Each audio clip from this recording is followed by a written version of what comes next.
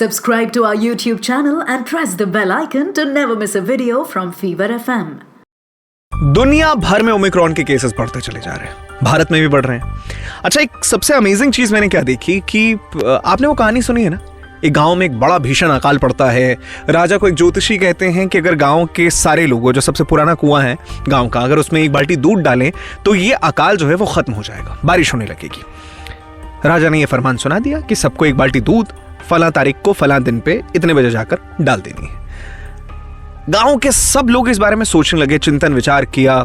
एक अमीर सेठ ने सोचा कि भाई अगर सारे लोग दूध डाल रहे हैं, मेरे एक बाल्टी पानी डालने से क्या हो जाएगा। एक बूढ़ी महिला ने भी ये सोचा, एक जवान लड़के ने भी ऐसा सोचा, अलग अलग लोगों ने यही बात सोची। और जब राजा सुबह सुबह पहुंचते हैं तो कुएं में दूध का एक बूंद नहीं था, क्योंकि हर किसी ने ये सोचा कोई और तो कर ही रहा होगा ना यार।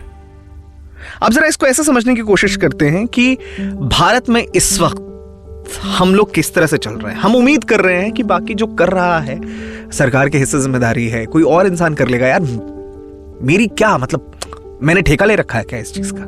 अभी देखो 25 दिसंबर आ रहा है, इसके बाद 31st नाइट है, आप पार्टी करने बाहर निकलेंगे, मास्क वास्क रहेगा। मतलब ये भारत ही है इकलौता देश। मैं आपको बताऊं, आपने कहीं और सुना है कि जो वैक्सीन लगाने के लिए गया उसे पत्थर से मारा गया। और सबसे खतरनाक खबर तो मैंने जो सुनी, मतलब ये अलग लेवल है भाई। जिस मरीज का इलाज चल रहा है हॉस्पिटल में, आप समझिए, वो मरीज भाग गया। मतलब आप समझ रहे, देश चुनौतियों से कम परेशान है जी। तो मैं वही बताने की कोशिश कर रहा हूं, हमारे साथ ये परेशानी कुछ ज्यादा है।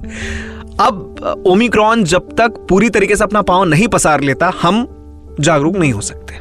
अब जैसे अगर मैं आपसे कहूं कि वीडियो शेयर करो ताकि लोगों में अवेयरनेस फैले, ये पहुंचाना जरूरी है, आप फिर वही सोचेंगे मैं ही क्यों शेयर करूं यार, और भी लोग हैं शेयर करने वाले। तो इस तरीके से यहां जो आप अपनी नीति दिखाएंगे, वही नीति हमें पता चलेगी कि ओमिक्रॉन में कैसी है ना जी। समझदार हैं आप। और सबसे इंपॉर्टेंट बात यह है कि इसको समझना जरूरी है कि भाई साहब, लॉकडाउन का वक्त ऐसा रहा है, लोगों के रोजगार ठप हुए थे, सैलरीज आधी हो गई, जॉब चली गई। कई लोग ऐसे लोगों को जानता हूं जिनकी जॉब कोविड के समय गई थी, उनके पास आज तक नौकरी नहीं है, वो ढूंढ रहे हैं। वो हालात वापस नहीं आए, आप एक कमरे में बंद ना हो जाएं।